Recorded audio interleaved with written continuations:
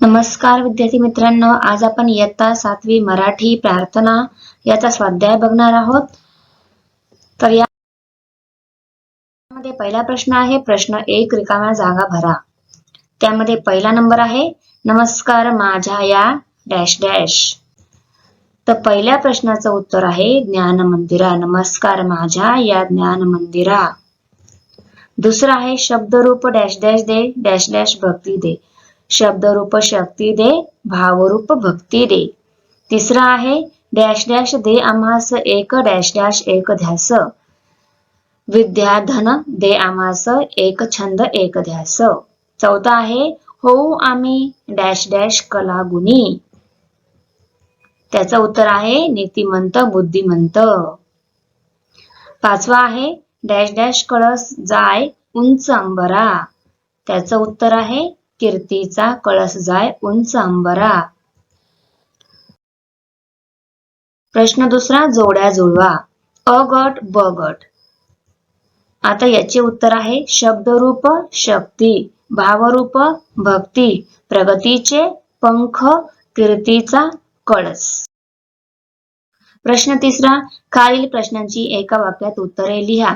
पहिला प्रश्न प्रार्थना या कवितेचे कवी कोण आहे? तर उत्तरामध्ये तुम्हाला लिहायचं आहे प्रार्थना या कवितेचे कवी जगदीश खेबुडकर आहेत. दुसरा प्रश्न जगदीश खेबुडकर यांनी कशासाठी मोठ्या प्रमाणावर गीतांचे लेखन केले आहे? जगदीश खेबुडकर यांनी मराठी चित्रपट सृष्टीसाठी मोठ्या प्रमाणावर गीतांचे लेखन केले आहे. प्रश्न तिसरा मुले कोणाला नमस्कार करीत आहेत? त्यामध्ये मुले ज्ञान मंदिराला म्हणजे शाळेला नमस्कार करीत आहेत. प्रार्थनेतून कोणती शक्ती विद्यार्थी मागत आहेत? तर उत्तर मध्ये तुम्हाला लिहायचं आहे प्रार्थनेतून शब्दरूप शक्ती विद्यार्थी मागत आहेत. पाचवा प्रश्न कोणते पंख देण्याची विद्यार्थी विनंती करत आहेत? तर उत्तर मध्ये प्रगतीचे पंख देण्याची विनंती विद्यार्थी करत आहे. प्रश्न 6वा चिमण पाखरे कोणाला म्हटले आहे? चिमण पाखरे विद्यार्थ्यांना म्हटले आहे. 7वा प्रश्न कोणत्या गोष्टीचा ध्यास व छंद जडावा अशी प्रार्थना विद्यार्थी करत आहे? विद्याधनाचा ध्यास व छंद जडावा अशी प्रार्थना विद्यार्थी करत आहेत. 8वा प्रश्न आम्ही कसे होऊ अशी विद्यार्थी प्रार्थना करत आहे. आम्ही नीतिमंत कलागुणी बुद्धिमंत होऊ अशी विद्यार्थी प्रार्थना करत आहेत. प्रश्न 9वा कीर्तीचा कळस कोठे जाणार आहे? कीर्तीचा कळस उंच अंबरात जाणार आहे. प्रश्न 4 1-2 वाक्यात उत्तरे लिहा. त्यामध्ये पहिला प्रश्न आहे कवीने शाळेची कोणती वैशिष्ट्ये सांगितली आहेत? कवीने शाळा ही सत्याचे ज्ञान देणारी शिवासारखी पवित्र आणि सुंदर आहे असे सांगितले आहे. दुसरा प्रश्न कवीने कोणत्या रूपातील शक्ती आणि भक्ती मागितली आहे? तर उत्तर मध्ये कवीने शब्दरूपी शक्ती आणि भावरूपी भक्ती मागितली आहे. प्रश्न तिसरा ज्ञानप्राप्तीने विद्यार्थ्यांत कोणता बदल होईल? उत्तर ज्ञानप्राप्तीने विद्यार्थी नीतिवान कलागुण संपन्न बुद्धिमान होतील आणि या बळावर कीर्तीचा कळस गाठू शकतील. प्रश्न 5वा खालील शब्दांत लपलेले शब्द शोधा.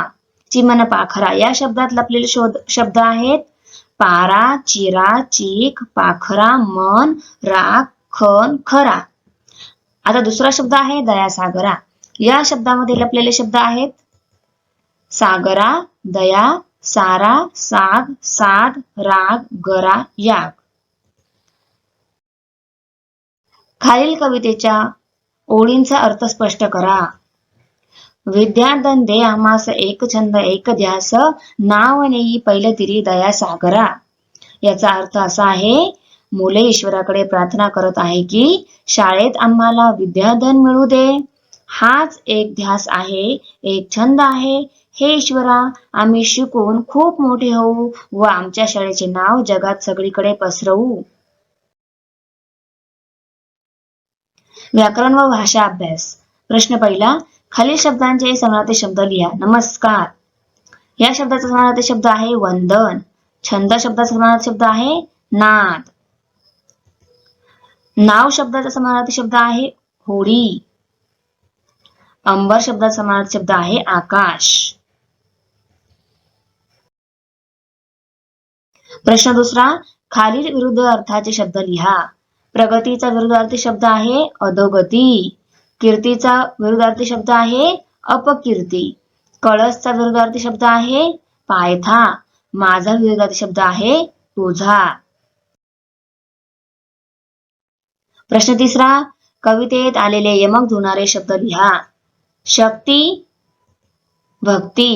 नीतिमंत, बुद्धिमंत. सुंदरा, अंबरा. भावरूप, शब्दरूप. हे आहे यमक जुळणारे शब्द कवितेमधील. प्रश्न चौथा, खालील शब्दांतील अक्षरांपासून अर्थपूर्ण शब्द तयार करा. चिमण पाखरा या शब्दापासून अर्थपूर्ण शब्द तयार झालेले शब्द आहेत चिमण, पाखरा, खण, पारा, चिरा. प्रश्न पाचवा, नमस्कार शब्द वापरून 2 वाक्य लिहा. मी सकाळी उठल्यावर देवाला नमस्कार करतो. गुरुजींना नमस्कार करून मी कबड्डीच्या स्पर्धेत उतरलो.